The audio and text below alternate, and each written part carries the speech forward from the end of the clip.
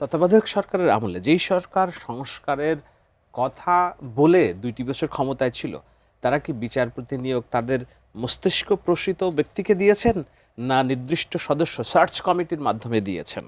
আমরা জানি এই ১.৫ বছর অন্তর্বর্তী সরকার ক্ষমতায় ছিল, বিএনপি ক্ষমতায় ছিল না, বিএনপি এখন ক্ষমতায় আছে এবং এই যে অধ্যাদেশগুলো নিয়ে বলছে বিরোধী দলের যে অভিযোগগুলো রয়েছে তাদের কেন রাজপথে নামতে হলো আপনার কি মনে হয়? শক্তিশালীকরণের কথা বলে লুকোচুরি করা হচ্ছে কিনা আমি এটা একটু ব্যাখ্যা দেই। দেখুন,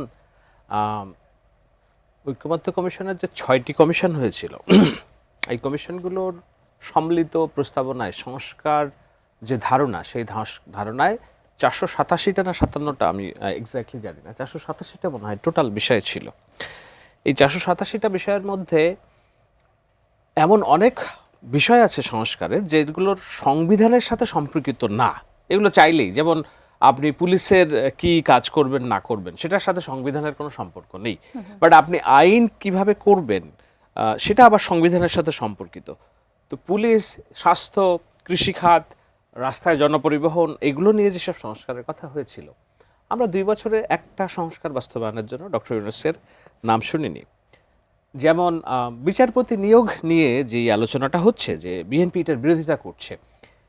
আচ্ছা, বিচারপতি নিয়োগ তত্ত্বাবধায়ক সরকারের আমলে যেই সরকার সংস্কারের কথা বলে ২টি বছর ক্ষমতায় ছিল, তারা কি বিচারপতি নিয়োগ তাদের মস্তিষ্ক প্রসূত ব্যক্তিকে দিয়েছেন, না নির্দিষ্ট সদস্য সার্চ কমিটির মাধ্যমে দিয়েছেন? তারা যদি না পেরে থাকেন, চট্টগ্রাম বন্দর বলা আছে রাষ্ট্রীয় সব প্রতিষ্ঠান দেওয়ার আগে সবার সাথে আলোচনা করতে হবে, তারা কি যাদেরকে দেওয়ার জন্য মনস্থির করেছিলেন সার্চ কমিটি, বিশেষজ্ঞ কমিটি করে দিয়েছিলেন, না নিজেরা সিদ্ধান্ত নিয়ে দিয়েছিলেন?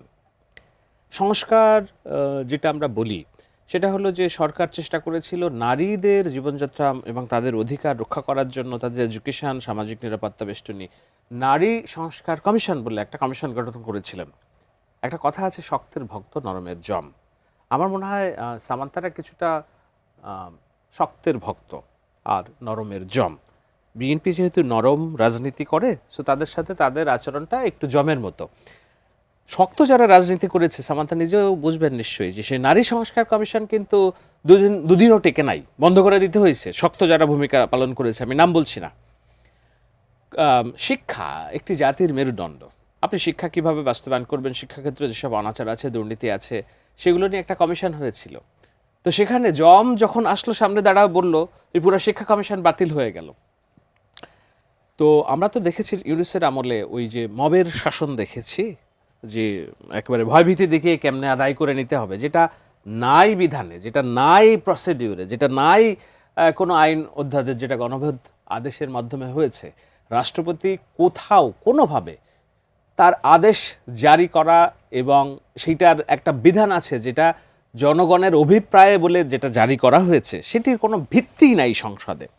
তারপরেও এটি হয়েছে কারণ ওই যে মব প্রেশার ক্রিয়েট করে ভয় দেখিয়ে যে করার যে বিষয়টা, তো ওই প্র্যাকটিসে যদি আমরা থাকি তাহলে তো আজকে সবাই ভয় দেখাবে রাষ্ট্রকে।